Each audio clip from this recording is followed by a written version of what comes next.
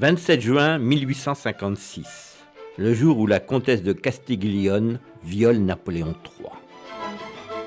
Par Frédéric Lévineau, journaliste au Point. Le 27 juin 1856, l'empereur Napoléon III donne une fête intime et champêtre dans son coquet château de Villeneuve-l'Étang à Marne-la-Coquette. Il a prié l'impératrice d'inviter la très jeune comtesse de Castiglione, tout juste arrivée d'Italie. Elle passe pour être la plus belle femme de son époque. Ce que l'empereur ignore, c'est que la jeune Italienne a été chargée par Cavour, le chef du gouvernement du royaume de Sardaigne, de le séduire.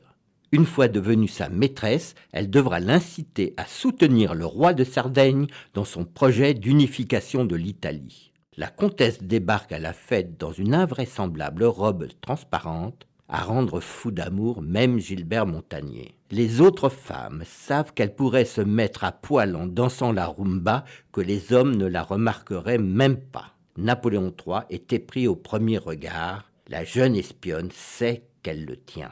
Après le souper, elle invite l'empereur des Français à faire un tour en barque sur un lac du parc. Cette audace qui fait fi du protocole choque les autres invités, mais séduit Napoléon III. Les voilà au milieu du lac où ils abordent sur une petite île. Quand le couple finit par réapparaître à 3 heures du matin, on remarque aussitôt la mise, comment dire, un peu chiffonnée de la jeune femme. Elle arbore un sourire béat. Plus personne n'ignore qu'elle est devenue cette nuit-là la maîtresse de l'empereur. Au cours des mois suivants, l'Italienne assoit son ascendant sur son amant pour la plus grande satisfaction de Cavour. Seulement, la jeune femme n'a pas la victoire modeste. Plus elle règne sur le cœur de Napoléon, plus elle snobe le reste de la cour. C'est à peine si elle sourit, si elle répond quand on lui adresse la parole. La liaison fait scandale, elle s'en fiche. Son époux, le comte de Castiglione, tente en vain de la raisonner.